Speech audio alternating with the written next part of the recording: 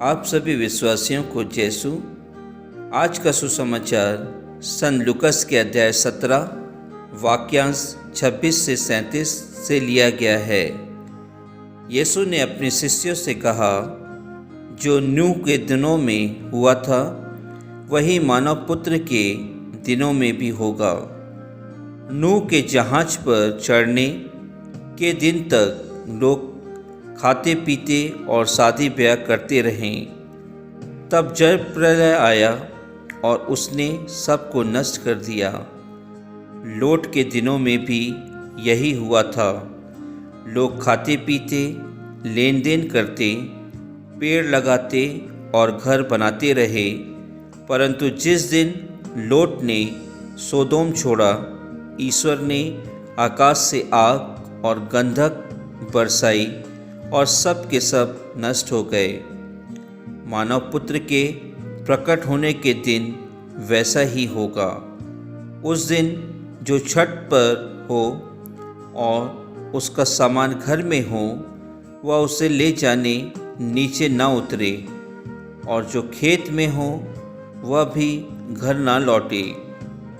लोट की पत्नी को याद करो, जो अपना जीवन सुरक्षित रखने का प्रयत्न करेगा वह उसे खो देगा, और जो उसे खो देगा वह उसे सुरक्षित रखेगा।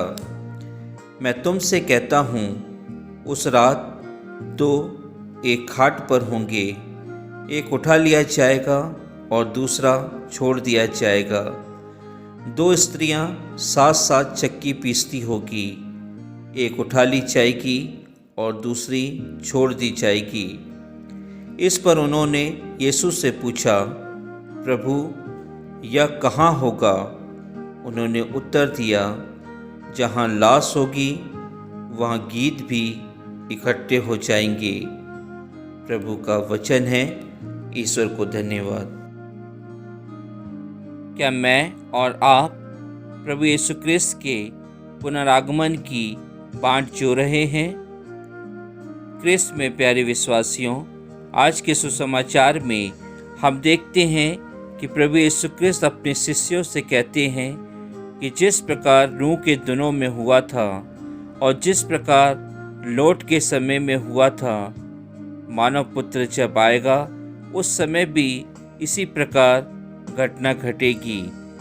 हम सभी जानते हैं, हम सभी ने यह पढ़ा है कि नूह के दिनों में जो सत्य के मार्ग पर थे, जो पिता परमेश्वर की आज्ञाओं का पालन कर रहे थे, वो नूह के साथ बच गए थे और बाकी सभी लोगों का सर्वनाश हो गया था। इसी प्रकार हम लोट के दिनों में भी देखते हैं कि उनकी पत्नी ने विश्वास नहीं किया और वह पीछे पलट कर देखी और उसका सर्वनाश हो गया दूसरे लोगों के साथ।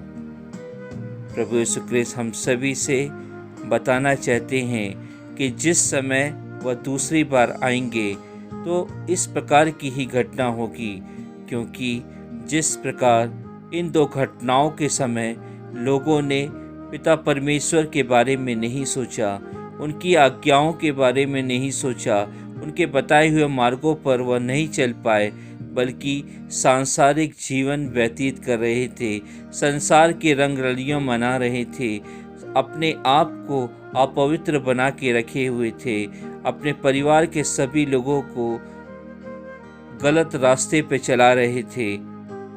प्रभु यीशु क्रिस्त हम सभी से यही कहना चाहते हैं, हमें यही बताना चाहते हैं कि वह समय आ गया है, क्योंकि जिस प्रकार मैंने मानव पुत्र को आते हुए देखा है, शायद हमारी आंखें बंद हो चुकी हैं, शायद हम नहीं देख पा रहे हैं कि हमें किस प्रकार अपने प्रभु यीशु क्रिस्त का, उनके आने का मार्ग किस प्रकार होगा, हम नहीं समझ पा रहे हैं। क्रिस्त में प्यारे भाई और बहनों, प्रभु यीशु क्रिस्त ने हम सभी से यह कहा है कि यदि तुम मेरी आज्ञाओं का पालन करते हो, मेरे बताए हुए नियमों पर चलकर अपना जीवन व्यतीत कर रहे हो, अर्थात तुम अगर पवित्र जीवन व्यतीत कर रहे हो, तो तुम मेरे आगमन के समय बचे रहोगे।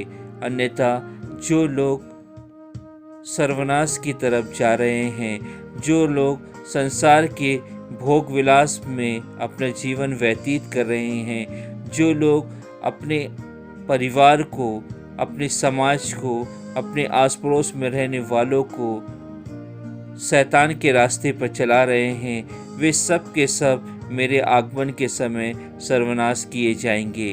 क्रिस्त में प्यारे भाई और बहनों, प्रभु यीशु क्रिस्त ने हम सभी से यह कहा है, उस समय जो लोग पवित्र होंगे वे ही बचे रहेंगे। चाहे वह उस परिवार के सदस्य क्यों ना हो, लेकिन जो पवित्र होगा वही बचेगा। प्रभु यीशु क्रिस्त ने हम सभी को यह 2 उदाहरण के अनुसार बताया है कि उस समय जब मैं दूसरी बार इस संसार में आऊँगा, उस समय जो लोग आपस में बैठ के भोजन कर रहे होंगे, उनमें से एक उठा लिया जाएगा और एक छोड़ दिया जाएगा। यदि 2 स्त्रियां एक साथ काम कर रही हैं, उनमें से एक स्त्री उठा ली जाएगी और दूसरी छोड़ दी जाएगी। कहने का तात्पर्य यह है कि क्रिस्त में प्यारे भाई और बहनों, यदि हम अपने जीवन को प्रभु यीशु क्रिस्त के आगमन के लिए सुरक्षित रखते हैं तो निश्चय ही हमारा सर्वनाश नहीं होगा। लेकिन जो लोग हमारे साथ में रहकर भी प्रभु यीशु क्रिस्त के आगमन के बारे में नहीं सोच रहे हैं, नहीं समझ पा रहे हैं, अपने आप को तैयार नहीं कर पा रहे हैं, वे सब के सब सर्वनाश किए जाएंगे। क्रिस्त में प्यारे भाई और बहनों, हम सभी को अपने जीवन को पवित्र जीवन बनाना है, जैसे कि प्रभु यीशु क्रिस्त ने हम सभी से कहा है। हम सभी ने यह वादा भी किया है कि हम अपने आदि पाप से मुक्त होने के बाद, अर्थात बपतिस्मा पाने के बाद, हम प्रभु यीशु क्रिस्त के समान जीवन व्यतीत करेंगे। लेकिन क्या मैं और आप प्रभु यीशु क्रिस्त के समान जीवन व्यतीत कर रहे हैं? शायद नहीं। यदि हम प्रभु यीशु क्रिस्त के समान जीवन व्यतीत नहीं कर रहे हैं, क्रिस्त में प्यारे भाई और बहनों, हमें यह समय मिला है कि हम अपने जीवन को बदल दें। हम ईश्वर की आज्ञाओं का पालन करें। प्रभु यीशु क्रिस्त के समान हम अपने जीवन को व्यतीत कर पाएं। दूसरों को हम प्रभु यीशु क्रिस्त के समान जीवन जीने के लिए प्रेरित कर सकें, और इस प्रकार हम अपने जीवन को सुरक्षित रख पाएंगे। क्रिस्त में प्यारे भाई और बहनों, प्रभु यीशु क्रिस्त ने हम सभी को कहा है, यह जीवन जो मैंने तुम्हें दिया है, खाने पीने और मौज मस्ती करने के लिए नहीं दिया है, बल्कि यह जीवन जो मैंने तुम्हें दिया है, अपने गुरु अर्थात मेरे अनुसार जीवन व्यतीत करने के लिए दिया है, मुझसे घनिष्ठ संबंध बनाने के लिए दिया है। क्या मैं और आप प्रभु यीशु क्रिस्त से घनिष्ठ संबंध बनाने के लिए तैयार हैं?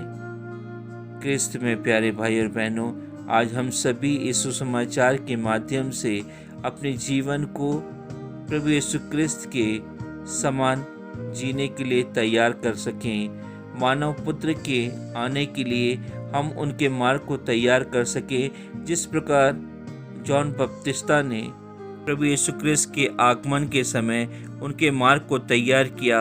हम भी प्रभु यीशु क्रिस्त के दूसरे आगमन के समय उनके मार्ग को तैयार कर सकें और प्रभु यीशु क्रिस्त को अपने जीवन में शामिल कर सकें। क्रिस्त में प्यारे भाई और बहनों, आज हम सभी इस सुसमाचार के माध्यम से अपने आप को, अपने परिवार के सभी लोगों को, अपने समाज के सभी लोगों को, अपनी पल्ली के सभी लोगों को प्रभु यीशु क्रिस्त के दूसरी बार आने के लिए, उनके आगमन के लिए एक दूसरे के साथ मिलकर अपने आप को तैयार कर सकें। आमीन।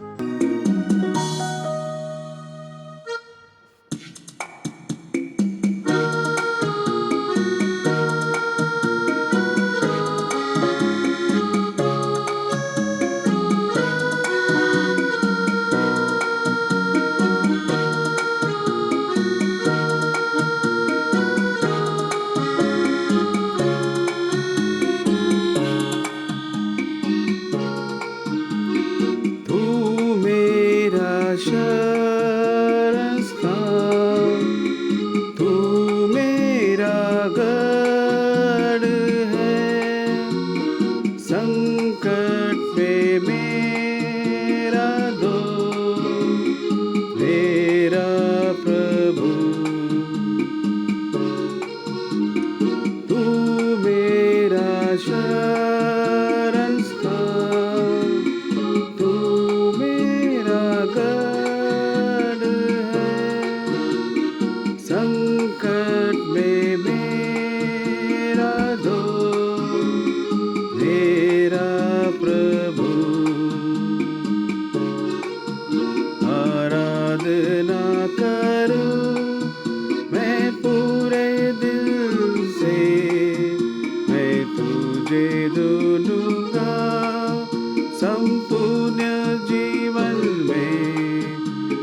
सेवा करूँगा, मेरी सारी चीज़ों से मैं हूँ यहाँ,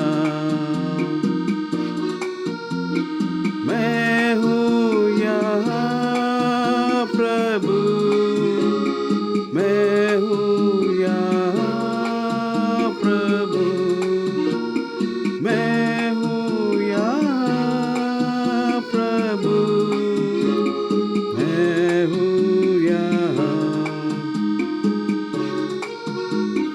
उद्धारक मेरा तू, मेरी चंगाई है, संकट में सामर्थ्य है मेरा प्रभु। आराधना करूं मैं पूरे दिल से, मैं तुझे दूंगा संपूर्ण जीवन में, तेरी सेवा करूँगा, मेरी सारी